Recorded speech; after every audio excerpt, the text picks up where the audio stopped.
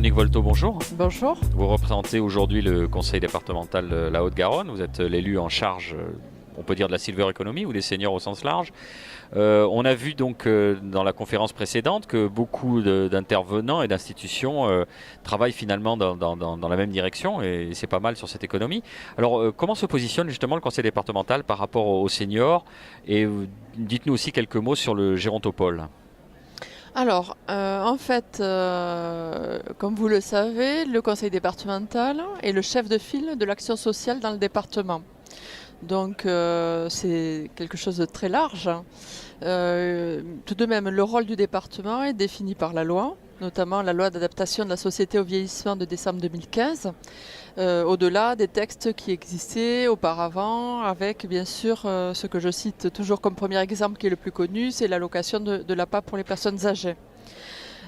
Donc aujourd'hui, nous avons fait le constat effectivement de cette évolution démographique, du vieillissement de la population en 2 chiffres aujourd'hui. Une personne sur 5 est âgée de plus de 60 ans, ce qui représente 310 000 personnes. Et on sait que d'ici quelques années, donc d'ici 2050, ce sera une personne sur 4. Donc ce n'est pas négligeable.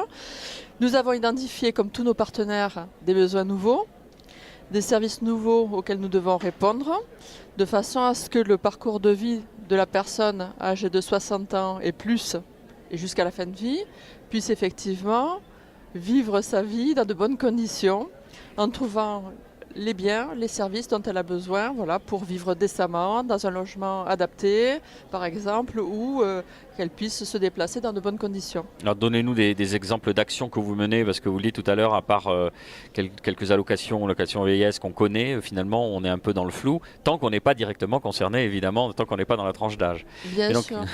Bien souvent, ce sont les familles qui se rapprochent de nous, de nos maisons des solidarités, pour se renseigner, parce que tant que l'on n'est pas personnellement confronté à la question du vieillissement, on ne connaît pas disons toutes les réponses qui peuvent être apportées. Et notre rôle au sein des maisons des solidarités, des référents qui vont être désignés tout prochainement, c'est effectivement d'apporter ces réponses de façon locale. Jusqu'à présent, les services du département pour les seniors étaient centralisés à Toulouse, mais désormais il y aura un maillage territorial pour être plus proche de la population et apporter les bonnes réponses. Donc vous avez bien fait de soulever cette question, parce que tout le monde ne sait pas ce qu'il est possible de faire dans ce domaine-là.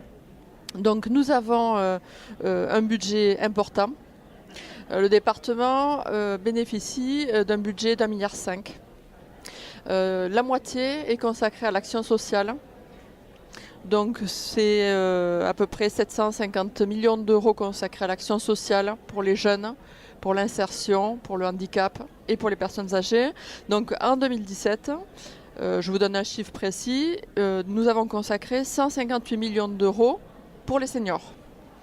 Donc j'ai cité bien sûr l'APA, puisque cela concerne dans notre département 29 000 personnes âgées dépendantes qui sont accompagnées financièrement pour les actes de la vie quotidienne, dont les 2 tiers sont à domicile. Je précise ce point, c'est important, parce qu'effectivement, bien souvent, on associe l'idée du vieillissement à l'établissement, l'EHPAD par exemple. Mais, ce qui fait peur à certains. À beaucoup. Beaucoup, j'ai même échangé avec la présidente de la CNSA. Effectivement, personne ne souhaite vivre en EHPAD. On essaye de repousser l'échéance le plus loin possible. Bon, l'idéal, effectivement, est de rester à domicile le plus longtemps possible dans les meilleures conditions. Après, au bout d'un moment, quelquefois, lorsque toutes les conditions ne sont pas réunies, effectivement, on fait le choix de l'établissement, parce que ce sera plus confortable, plus sécurisant.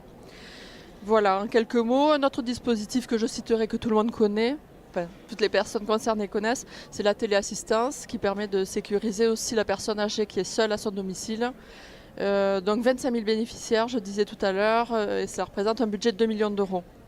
Voilà, et ensuite nous avons souhaité effectivement investir ce champ de la silver economy qui ne relève pas de nos compétences obligatoires. Donc là on va un petit peu au-delà, pour effectivement créer les conditions à cette émulation nécessaire pour développer les biens et les services dont ont besoin les usagers. Et donc nous avons identifié des axes, comme je le disais, je le rappelle. Donc l'adaptation du logement, je crois que c'est un axe prioritaire. Et sa sécurisation, puisque lorsque l'on a un parent âgé seul à son domicile, on est toujours inquiet de savoir s'il va bien, s'il n'est pas tombé, s'il n'y a pas de problème. Ensuite, la lutte contre l'isolement, parce que c'est pas drôle de se retrouver seul âgé chez soi sans voir personne. Donc cela peut se manifester de différentes façons, soit par des visites à domicile, de l'aide à domicile, des services infirmiers ou autres, mais évidemment aussi par l'organisation de rencontres.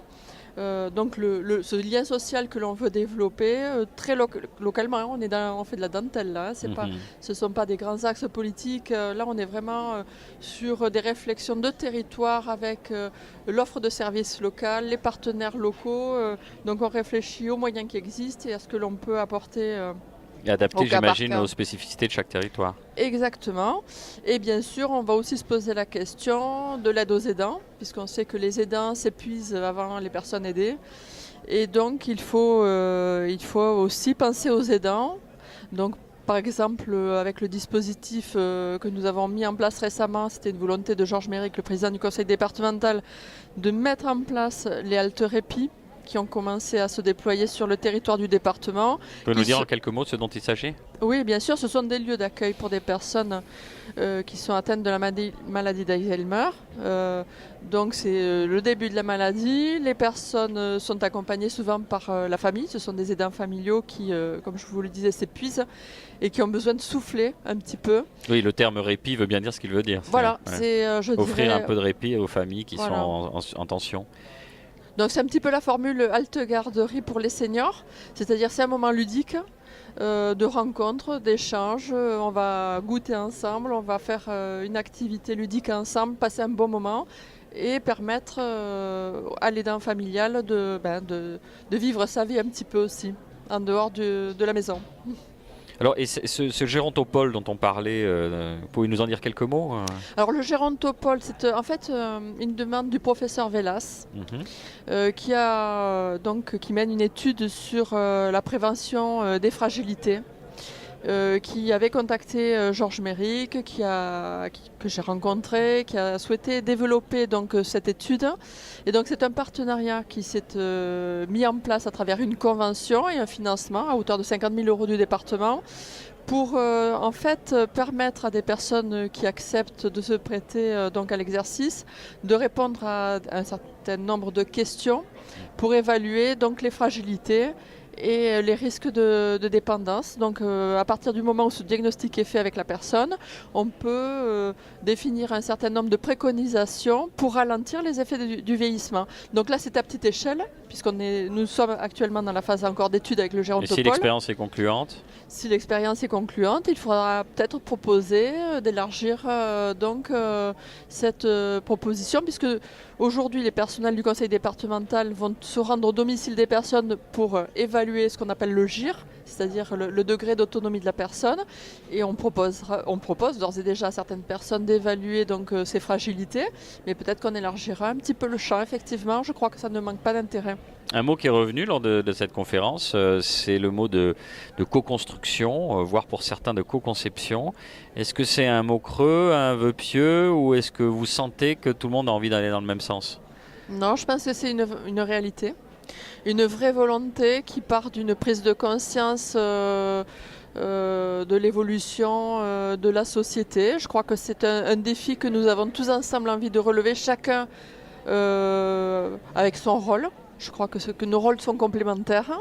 Le département est dans son rôle, la région dans son rôle économique. Michel Boussaton l'a exprimé à travers les actions, les études qu'il mène dans le domaine de la silver economy, ce diagnostic de territoire. La métropole qui est active également. Et donc je pense que les collectivités donnent une impulsion en ce qui les concerne, et encourage, stimule les partenaires privés qui pourraient peut-être craindre de prendre des risques dans ce domaine-là. Grâce au financement par exemple de la conférence des financeurs, nous allons encourager aussi bien des initiatives associatives que privées que publiques. Donc nous sommes là effectivement pour donner une vraie impulsion. Qu'est-ce que vous pensez de la démarche de la région qu'a évoqué M. Boussaton tout à l'heure, de vouloir finalement fédérer tous les acteurs? Je pense que la région est dans son rôle. Dans son rôle au niveau puisque le périmètre de la région regroupe plusieurs départements, donc ils sont un petit peu au-dessus de la mêlée et ils sont dans leurs compétences. Développement économique relève de la région, donc comme je vous le disais, chacun est à sa place, dans son rôle. Ça veut dire que le conseil départemental 31 pourrait répondre à cette sollicitation et participer Ah mais nous le faisons déjà, nous travaillons ensemble avec Michel Boussaton déjà depuis 2 ans sur la Silver Economy. Ce qui est important, je crois, c'est de créer des passerelles. Il y a une vraie volonté politique de travailler ensemble. Je travaille aussi avec la métropole. Je travaille avec les collectivités locales qui nous interpellent parce qu'elles veulent créer des services nouveaux, qu'il s'agisse de communes à travers leur CCAS ou d'intercommunalités, d'associations qui veulent créer de nouveaux services. Nous sommes là justement pour fédérer, coordonner au niveau du département, mais avec cette vision tout de même sociale. Notre intérêt n'est pas de privilégier tel acteur économique ou tel autre. C'est vraiment de s'assurer que le service est bien rendu à l'usager, que la personne vulnérable est respectée et que les services qu'elle est en droit d'attendre sont rendus. Vous voulez dire que ce sujet finalement des seniors ou de la silver economy est suffisamment consensuel pour que tout le monde travaille dans la même direction? Complètement. Et je pense qu'il y a de la place pour tous les acteurs parce que les besoins sont immenses. Nous commençons à les identifier, mais c'est au fur et à mesure que nous avançons que nous mesurons finalement le chemin qui nous reste encore à parcourir. Donc il y a encore beaucoup à faire, il y a de la place pour toutes les bonnes volontés. Madame Volto, merci d'avoir répondu à la question. Je vous en prie.